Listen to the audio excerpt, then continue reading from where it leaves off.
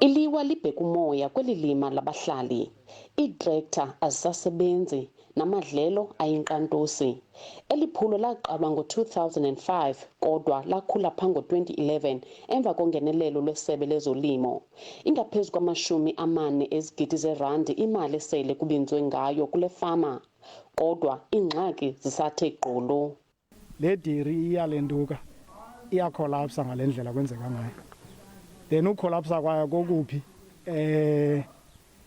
silahlekwe ngabantu ebesicimba zilentuka ababethe bazii-funders zethu, then basusa urhulumente kuthi bathi bazawuzimela.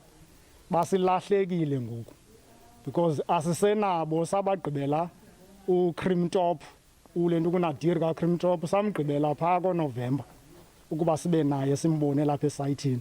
Siye simkhangele ngefowuni simfumane. Ngoku isituation apha ediri imbi, ii-pastures akho nenye, sine-natural grass kuphela iinkomo ezitya yona. Abasebenzi sele beneenyanga bengasahlawulwa imivuzo. Ukusukela ngoJuly last year until December last year zange sifumane kwa-payment apha kusithiwa imali ayikho. So uloyiko lwethu ke ngoku after December kusuka apha kuJanuary up until now. So into yoba sishiye apha ediri sihambe, then bathathe amanye amavolontiya. Once idiri ibe rayithi babuye basilibale thina bazange basibhatale. So that's why siselapha sizivolontiyela. So yika nokushiya ezi ngoma apha because siyazi uba once ungabikho mntu izozijonga, meaning that zizawufa iinkomo.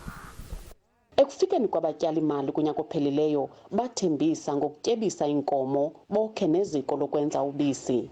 Batsho bancuma nabahlali, kodwa olo ncumo lujikelwa ziinyembezi xa kunamhlanje. Bangena bonakalisa apha. Konakele ngoku ngakumbi nangakumbi. Izinto besinazo esifana nezi zophukile ngoku. Ento zezamantusi ezi. Asiboni into baze nayo njengoba bebesithi bazawusiphathela izinto, akukho nto baze nazo. Utshintsho belulukhulu kakhulu ngingase ndisho nje apha e-Owar Tambo bale dairy yasemantusini, idairy lapha e-Owar Tambo, idairy lapha eSouth Africa. Utshintsho mahluko kwabakho kwalo bumkhulu kakhulu because ubisi kokuqala belufikeleleka, belutshiphu kakhulu, bekwazi uba noko le nto endlala igxothe. Urhulumente wephondo uyayiphanda le nyewe. Siqale uphando, asifuni kungena nzulu sithethe ngento yalapha, asikuba sifuna uphazamisa uphando. Sawuthi ke ngexesha elilungeleyo sigqibe uphando sikhuphe istatement sitsho uba kumphakathi kwenzeka ntoni apha, sifuna sicebe ukwenza njani ubheka phambili. Ziwe phantsi iinzame zokufumana abalawuli benkampani yotyalo-mali iCream Tops ukuba bahlomle.